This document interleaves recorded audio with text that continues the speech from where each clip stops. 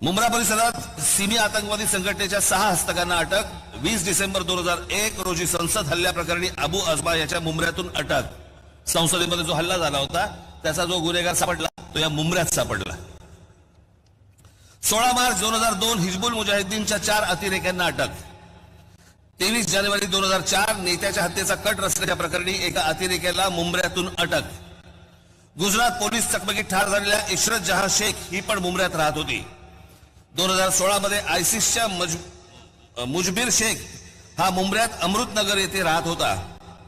17 April 2003 रोजी लष्कर ए तोयबाच्या 2 अतिरेक्यांना अटक.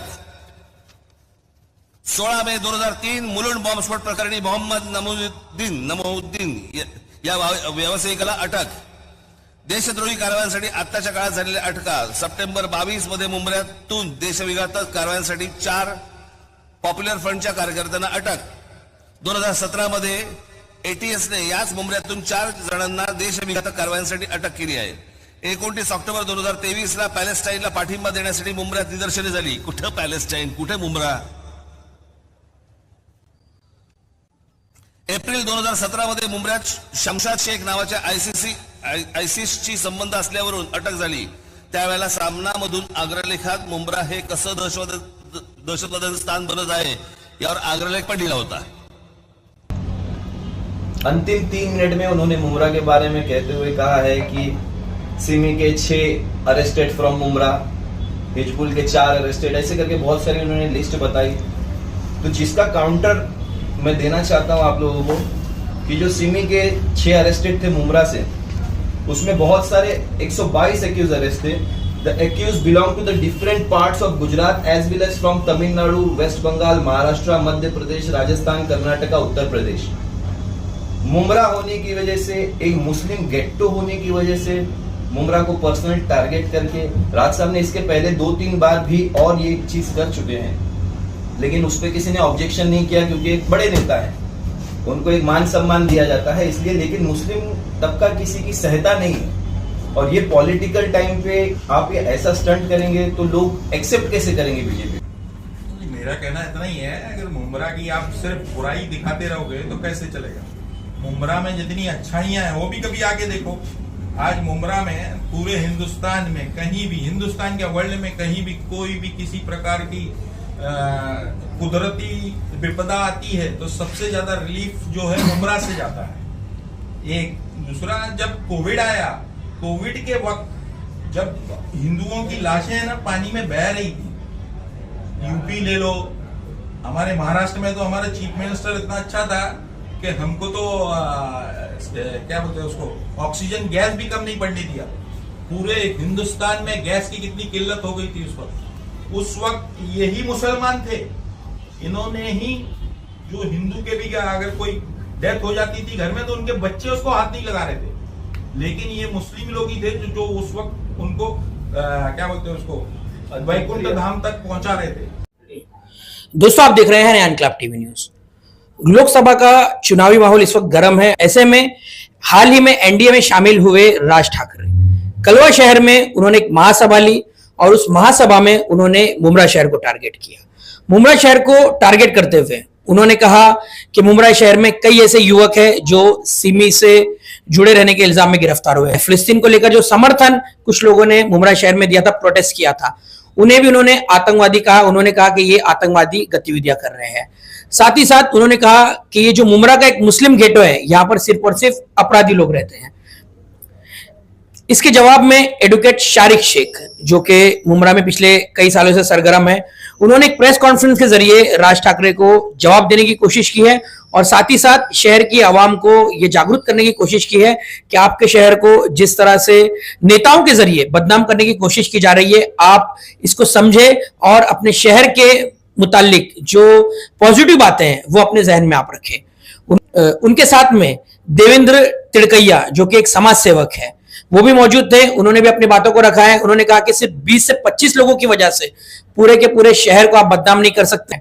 जैसे मैंने आपको शुरू में ही कहा कि इस वक्त लोकसभा चुनाव की गूंज है और लोग दल बदल रहे हैं और अपनी अपनी जो आइडियोलॉजीज है, जो अपने अपने विचारधारा है, उसको भी तब्दील कर रहे हैं। और राज ठाकरे, जैसे कि आप जानते हैं कि एक वक्त था जब वो एक सेक्युलर जहन रखते थे, सेक्युलर बातें किया करते थे, लेकिन हम अब देख रहे हैं कि वो किस तरह से बीजेपी के साथ एनडीए के अलायंस में शामिल होने के बाद तरह तरह के अलग अलग बयान दे रहे हैं। अभी हाल ही में उन्होंने पूना को लेकर बयान दिया था कि पूना की मस्जिदों में ये अपील की जा रही है उलमाओं द्वारा कि आप कांग्रेस को वोट दें। पुणे के एक व्यक्ति ने उनसे सवाल किया है कि आप एक वीडियो, एक बयान किसी भी आलिम का बता दें जिसमें यह कहा जा रहा है कि वो कांग्रेस को वोट दे। हाँ, उलमाओं ने यह जरूर कहा है कि वोट आपका अधिकार है और संविधान को बचाए जाने की अगर बात है तो आपको जरूर वोट करना होगा। तो हम आपको बताते हैं कि एडवोकेट शारिक शेख ने और समाज सेवक देवेंद्र तिड़कैया ने राज ठाकरे के इन बयान को लेकर किस तरह से अपनी बातों को रखा। आप एक एडवोकेट भी हैं और एक एनसीपी के कार्यकर्ता भी हैं। आज आपने जिस तरह से बैठक बुलाई है, पत्रकार परिषद रखी है, क्या एक एनसीपी के लीडर होने की वजह एडवाइजर के तौर पे बुलाया है या एक एडवोकेट होने के तौर पे बुलाया है? एक मुमरा का रहीवासी होने के तौर पे मैंने प्रेस कॉन्फ्रेंस बुलाई है। मुमरा का होने की वजह से और बीइंग अ मुस्लिम मैंने ये प्रेस कॉन्फ्रेंस बुलाई है। कोई भी पॉलिटिकल उद्देश्य नहीं है मेरा इस प्रेस कॉन्फ्रेंस को बुलाने के लिए। ये प्रेस कॉन्फ्रेंस इसलिए रखी गई है कि कल जो राज साहब ठाकरे ने कलवा में अपनी सभा के दौरान जो अंतिम 3 मिनट थे उसमें उन्होंने बता दिया कि उनका माइंडसेट क्या है, वो दिल्ली क्यों जाते हैं, ये चीजें उन्होंने क्लियर कर दी। अंतिम 3 मिनट में उन्होंने मुमरा के बारे में कहते हुए कहा है कि सिमी के 6 अरेस्टेड फ्रॉम मुमरा, हिजबुल के 4 अरेस्टेड, ऐसे करके बहुत सारी उन्होंने लिस्ट बताई। तो जिसका काउंटर मैं देना चाहता हूं आप लोगों को कि जो सिमी के 6 अरेस्टेड थे मुमरा से, उसमें बहुत सारे 122 एक्यूज अरेस्ट थे। The accused belong to the different parts of Gujarat as well as from Tamil Nadu, West Bengal, Maharashtra, Madhya Pradesh, Rajasthan, Karnataka, Uttar Pradesh. Mumbra होने की वजह से, एक मुस्लिम गेट्टो होने की वजह से मुमरा को पर्सनल टारगेट करके राज साहब ने इसके पहले 2-3 बार भी और ये चीज कर चुके हैं, लेकिन उस पर किसी ने ऑब्जेक्शन नहीं किया क्योंकि एक बड़े नेता है, उनको एक मान सम्मान दिया जाता है इसलिए। लेकिन मुस्लिम तबका किसी की सहता नहीं है और ये पॉलिटिकल टाइम पे आप ये ऐसा स्टंट करेंगे तो लोग एक्सेप्ट कैसे करेंगे बीजेपी को? और पीछे बैठे हैं हमारे श्रीकांत जी शिंदे साहब, उनकी छवि क्या जाएगी मुमरा के लोगों के प्रति? और ये उन्होंने हवाला दिया था Tata institute of social science का, ये दिखा दीजिए आप अपने व्यूअर्स को। एक सेकेंड, ये मैं पढ़ के सुनाऊंगा पूरा आपको। इस पे उन्होंने कहा था कि मुमरा कितना खराब शहर है और यहाँ क्रिमिनल एक्टिविटी किस तरीके से होती है। ये टाटा इंस्टीट्यूट के सोशल साइंस के रिपोर्ट ने बता रहा है, तो मैं पढ़ रहा हूँ। A status report on Mumbra by Tata institute of social science mentioned that the population of Mumra increased in the last 3 decades due to the riots in Bhiwandi which took place on 1984 followed by the riots of Mumbai in the 1992। ये बता रहा है कि 1992 में जो बॉम्बे में rights हुए और जो भिवंडी में 1984 को राइट्स हुए, उस राइट्स के बाद जो लोग माइग्रेट हुए हैं वहां से, वो मुमरा में रहने के लिए लोग आए। उसके बाद the report states Nana Bhagat, the Sarpanch of Mumra Gaon during the 1970s was known for the astutness and secular outlook। आप सभी जानते हैं मुमरा देवी पे नाना थे, उन्होंने सबका यहाँ पे स्वागत किया।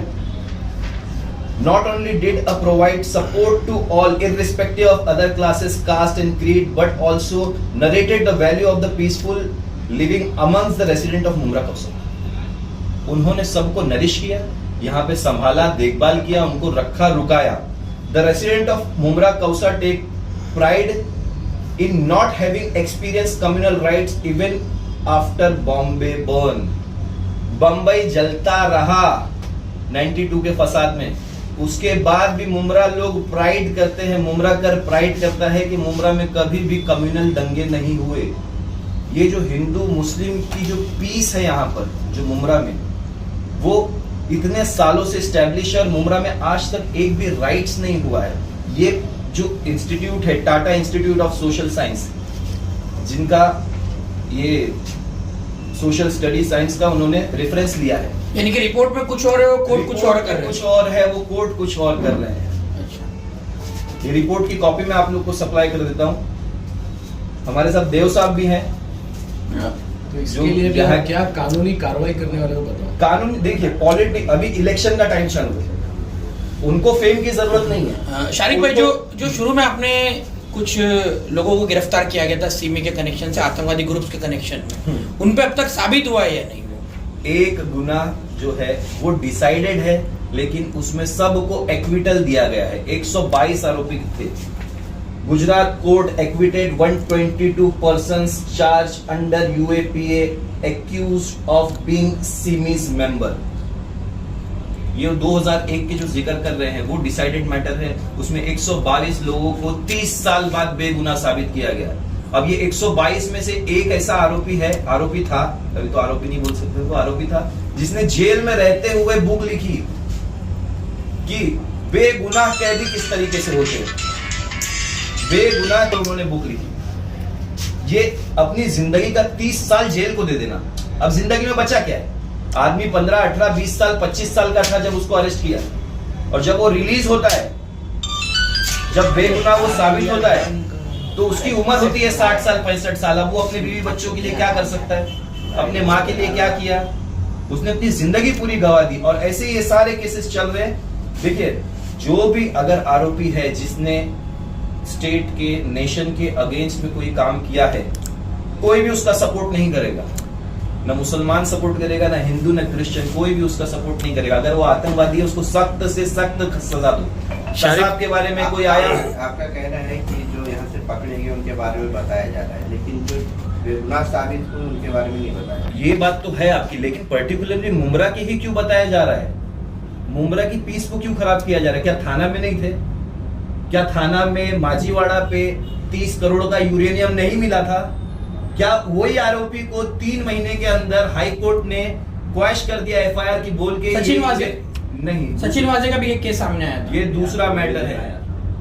तू मत बताना, उनको बोलने दे। वो यूरेनियम लो, बदले में 30 करोड़ रुपए का सोना लो, ऐसे करके न्यूज को मैं आपको वो देता हूँ लिंक, कौन सी न्यूज है। 3 महीने के अंदर कोर्ट ने उसको बाइज्जत बरी किया, उसको बेल भी दिया, उसका केस भी खत्म किया है। तो इस तरीके जो ट्रायल होते हैं, वो पुलिस पे संदेह करते हैं, एटीएस पे संदेह करते हैं, लेकिन आपस में जो हम सोसाइटी में रहते हैं वो एक दूसरे को शक की निगाह से नहीं देख सकते। आगे किस तरह का लीगल एक्शन आप उठाने वाले हैं? लीगल एक्शन में कुछ नहीं लेने वाला उनके खिलाफ। मैं सिर्फ ये अवेयरनेस के लिए आया हूं इसमें कि कलवा और मुमरा पड़ोस है, और दोनों पड़ोस ने एक दूसरे का हमेशा से ख्याल रखा है। तो इस बार वोटिंग है इसलिए वो ऐसा कर रहे हैं, तो ये उनके लिए सही बात नहीं है।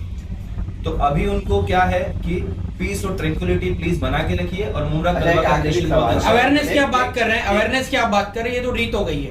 कोई भी आता है, खास तौर से एक कम्युनिटी के खिलाफ कुछ भी बोल के निकल जाता है, सोशल मीडिया पर पूरा फैला भी होता है वो, लेकिन कोई इस पर एक्शन नहीं होता। लीगल आप कोई एक्शन नहीं ले रहे, तो मतलब आप भी कहीं ना कहीं सहमे हुए हैं। कैसा है, जो उन्होंने कहा है एक्चुअल में वो चीजें सही है कि ये चीजें हुई हैं, लेकिन उसका आउटकम नहीं आया है अभी तक, या जिसका आउटकम आया है वो निगेटिव आउटकम आया है, वो आरोपी सिद्ध नहीं हुए हैं। तो ये चीजें माशरे को बता के, अवेयरनेस ला के, लोगों में गलत चीजों का, लोगों के बीच में डर पैदा किया जा रहा है, लोगों के रिलेशन खराब किए जा रहे हैं। मैं उसके लिए बात कर रहा हूँ। वो बोल रहे हैं वो गलत नहीं है, ये जो एक्ट है, ये जो चीजें है, ये हुई है, अरेस्ट हुए हैं यहाँ से लोग, ऐसा नहीं हुई है। लेकिन सिर्फ यहां से हुए हैं क्या लोग अरेस्ट? पूरे इंडिया में आप मुमरा की बात करते हैं, कलवा में आप आए हैं, आपको मांझीवाड़ा के मैटर नहीं दिखते? आपको मीरा रोड, मीरा भाईंदर के मैटर नहीं दिखते? आपको भिवंडी के मैटर नहीं दिखते? आपको सिर्फ मुमरा को क्यों पर्सनल टारगेट करना है? क्योंकि Mumbra is the largest ghetto in India of Muslims. Muslim की सबसे बड़ी आबादी एक साथ इसी मुमरा में रहती है। देव साहब, आप क्या बताएंगे? इस तरह से पूरा मामला आता है और मुमरा शहर में मुस्लिम समुदाय के साथ साथ कहीं ना कहीं हिंदू समुदाय भी काफी संख्या में है। क्या बताना चाहेंगे आप इस पूरे मामले? बिल्कुल है, हिंदू समुदाय यहाँ पे लगभग 12% के आसपास होगा। सिर्फ यहाँ मुसलमान ही नहीं रहते। तो जिस तरीके से हमारे मुमरा को जो बदनाम किया जा रहा है, ये गलत बात है। ऐसी बदनामी उनको करनी नहीं चाहिए। आज मैं 2 साल का था जब से मुमरा में रहता हूँ। राजनेताओं की जो इस तरह की टिप्पणियां आती हैं उसको लेकर वही टिप्पणियां बता रहा हूँ। मुमरा का माहौल बहुत ही पीसफुल है।